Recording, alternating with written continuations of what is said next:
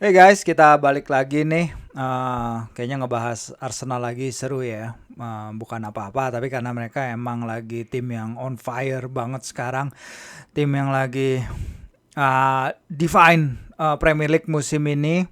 Tim yang Arsenal sekarang yang 15 poin lebih baik dari fase sama mereka musim lalu.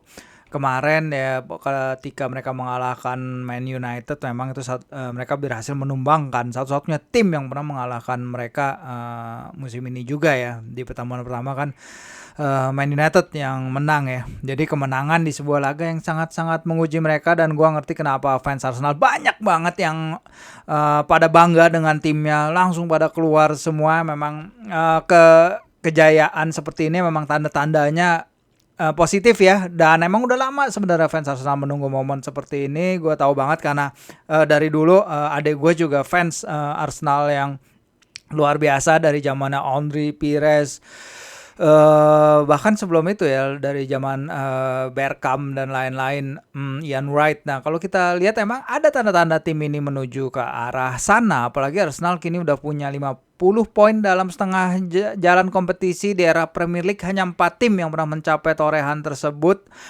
dan kesemuanya juara kecuali Liverpool pada 2018-2019. Oke, jadi ini adalah my take, apa yang gue lihat dari perjalanan Arsenal hingga ke puncak klasemen. Mungkin fans Arsenal pasti lebih tahu, fans Arsenal pasti punya ini sendiri lah. Pasti lebih ngerti Arsenal tim mereka dari gue. Ini cuma pandangan gue aja sebagai supporter objektif yang emang melihat bahwa perjalanan Arsenal ya musim ini luar biasa. Jadi ini yang menurut gue yang menarik dari Arsenal. Oke, pertama adalah Arsenal kok jadi monster nih tanpa Gabjes ya.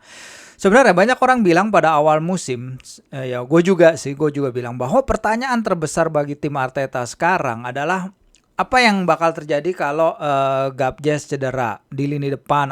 Dia begitu jadi andalan awal-awal musim, kreator walaupun nggak selalu necessarily mencetak gol, tapi pergerakan dinamisnya membuat tim ini ticking gitu. Tapi ternyata Gabjes nggak ada, mereka lebih sangar gitu. Arsenal misalnya di pertandingan kemarin lawan Man United, Arsenal punya 63 sentuhan di kotak penalti Man United, berbanding hanya 12 dari Man United melakukan sentuhan di kotak penalti Arsenal pada laga kemarin.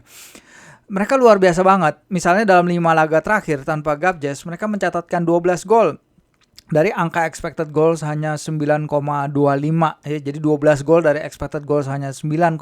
Ini menandakan bahwa para pemain Gunners sangat efisien depan gawang. Nketiah lagi dalam form of his life, meroketnya penampilan Nketiah bahkan bisa membuat Arsenal fokus ke hal-hal lain di bursa transfer. Alih-alih mereka mencari panic signing, mereka melone player di lini depan, mencari striker. Tanpa adanya Gabjes pun Nketiah bisa step up, dan mereka akhirnya bisa mencari pemain dalam diri Leandro Trossard ya. Leandro Trossard yang juga tajam musim ini. Dia penyerang white attackers, tapi dia udah mencetak 7 gol dari 9 big chances yang dia dapat musim ini. Dia udah golin lawan Man City, Chelsea, dia mencetak hat-trick di Anfield, dan bahkan dia musim ini lebih banyak mencetak gol di Anfield ketimbang Mo Salah. Dia ada 3 gol, Mo Salah baru 2 di Anfield. Dan Trossard udah gue bilang juga di DPI bahwa dia punya working relationship dengan staf pelatihnya Arteta, karena asistennya Arteta, Albert Stuivenberg, yang merupakan ex-asistennya Van Gaal, itu pernah melatih dia di Genk pada 2017. Jadi luar biasa. Nah yang kedua, ini yang juga menurut gue menarik dibandingkan musim lalu, adalah game management Arteta. Dia kayaknya udah benar-benar belajar dari kesalahan-kesalahan dia selama beberapa bulan terakhir, dan dia berkembang. Gue ambil 3 laga sebagai contoh. 3 laga sulitnya Arsenal dalam beberapa pekan terakhir ya. Pertama melawan Man United kemarin, Spurs dan Newcastle. Kalau gue udah bilang ya di video sebelumnya, gue udah bilang kalau Arteta bisa menetralkan ancaman-ancaman Man United dari laga pertama dalam transisi permainan ya. Walaupun Rashford masih bisa mencetak gol dari transisi, tapi setelah lebihnya bisa dinetralisir. Arteta nggak lagi bikin blunder yang bikin ritme permainannya hilang seperti laga pertama. Kemudian ketika melawan Spurs, Arsenal main di Spurs itu selalu kesulitan sejak 2014. Apalagi musim lalu mereka kalah 0-3 lah, salah satu laga defining mereka yang akhirnya membuat mereka terlempar dari persaingan menuju Liga Champions. Tapi kali ini mereka menang 2-0, menang luar biasa ya. Pertandingan ini lagi-lagi laga seperti langit dan bumi dibandingkan dengan laga pertemuan mereka musim lalu. Salah satu laga yang tadi gue bilang membuat mereka out dari Liga Champions. Dan terakhir adalah partai melawan Newcastle. Newcastle-nya yang gue lihat di mana kali ini Arteta benar-benar belajar di mana dia berhasil mematikan pergerakan Bruno Guimaraes, tak seperti ketika mereka kalah di St James's Park tahun lalu. Newcastle juga ya bisa dibilang laki keluar dari situ dengan tak kalah, tapi mencetak clean sheet di Emirates menurut saya masih pencapaian luar biasa. Tapi salut kepada Arteta yang benar-benar belajar soal game management hanya dari setahun yang lalu, karena kita ingat juga tahun lalu Arteta benar-benar dan Arsenal ya sempat jadi jokes juga ya, kayak berapa kali kita lihat ini musim ini Arsenal ada di All or Nothing documentary.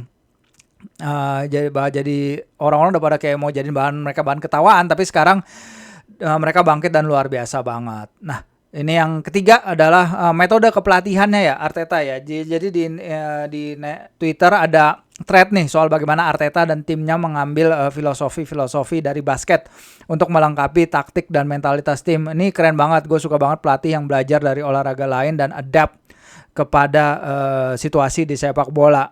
Arteta dikatakan memakai prinsip-prinsip basket untuk mengontrol dan mendominasi situasi transisi. Dan ini nggak bisa dia lakukan kalau dia nggak menyiapkan timnya dengan baik dan membuat organisasi mereka berkembang dalam memanfaatkan ruang. Martin Odegaard, sang kapten, bilang bahwa beberapa prinsip timnya sekarang ini termasuk cara kerja tim tuh mengambil inspirasi dari beberapa prinsipnya dunia basket. Dan Arteta, metode kepelatihan dia tuh menyebabkan pemain-pemain berkembang ya. Misalnya Nketiah ya kita udah tahu. Bukayo Saka juga. Saka yang lagi menjalani low point dia setelah kegagalan di Euro 2020 sekarang luar biasa banget. Penampilannya, golnya kemarin luar biasa banget. Tapi overall play-nya bagus dan dia bangkit dari masa suram setelah kegagalan adu penalti di final lawan Italia itu di final Euro 2020. Dan Arteta rotate pemain-pemainnya untuk mencari posisi terbaik mereka. Misalnya ya Bukayo sebelum ini pernah main di left wing back, begitu juga Saka main di double pivot hampir sepanjang karirnya.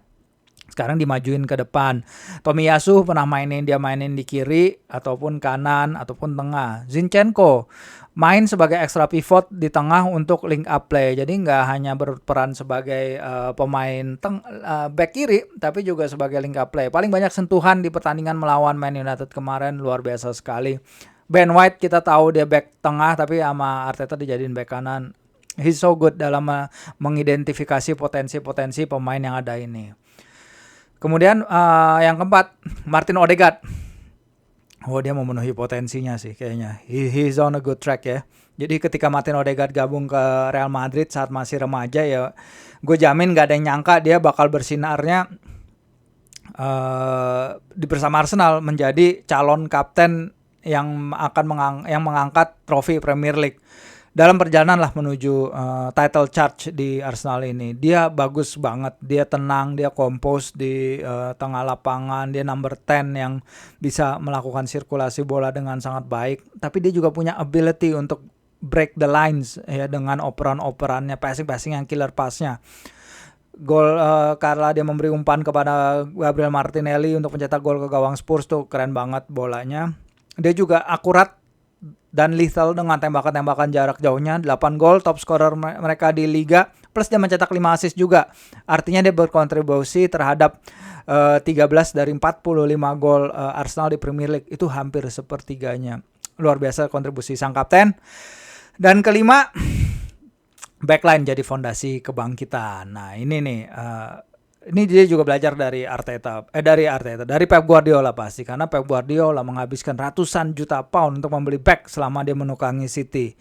Jadi walaupun City emang terkenal nih sebagai unit menyerang yang luar biasa ya, sebagai unit menyerang yang fenomenal, tapi fondasi kuat di belakang ini yang gue bilang juga jadi landasan timnya bisa mendominasi Inggris dalam beberapa tahun terakhir.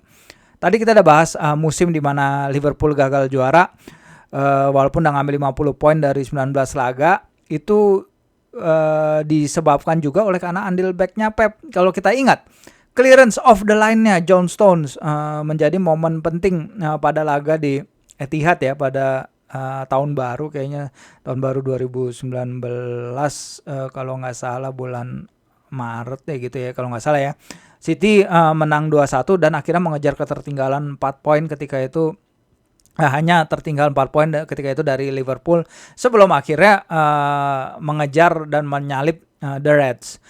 Dan nggak mengherankan apabila sekarang muridnya pun melakukan hal sama. Jadi Ramsdale, Ben White, Tomiyasu, kembalinya William Saliba, dan kehadiran Zinchenko ini hanya dalam sejak musim panas 2001-2022. Dia membuat defensive line baru, dia membuat pemain-pemain komposisi baru di lini belakang, dan itu bikin tim mereka luar biasa kuat banget karena pemain-pemain ini bukan hanya kuat bertahan ya, mereka juga bagus dalam sirkulasi bola, ball player mereka semua.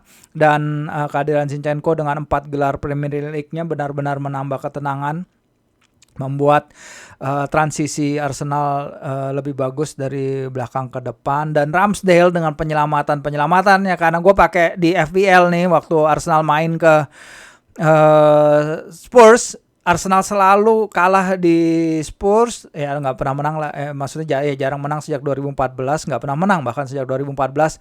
Dan Kane itu hampir golin beberapa kali kalau bukan karena Ramsdale, luar biasa juga. Dan ini juga ya kalau kita bicarain lini belakang yang tinggi juga berpengaruh ya, karena Ben Foster, mantan kiper Watford, juga ngomong kemarin di podcast di Inggris bahwa salah satu faktor yang membuat lini belakang Newcastle ya contohnya diambil bagus adalah para back yang kokoh, para back yang tinggi dalam menghalau bola-bola set piece atas. Nah kita lihat ini para back Arsenal ini juga nggak main-main. William Saliba 192 cm, Gabriel Magalhaes 190 cm, Tomiyasu 188 cm, hanya Ben White yang paling rendah, paling pendek dengan 186 cm, makanya dia digeser ke kanan.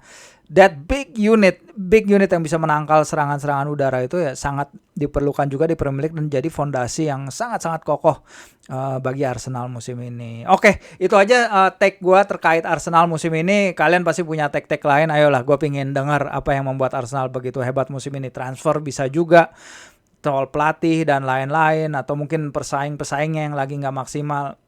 Boleh, apa menurut kalian? Oke, thank you ya udah nyimak.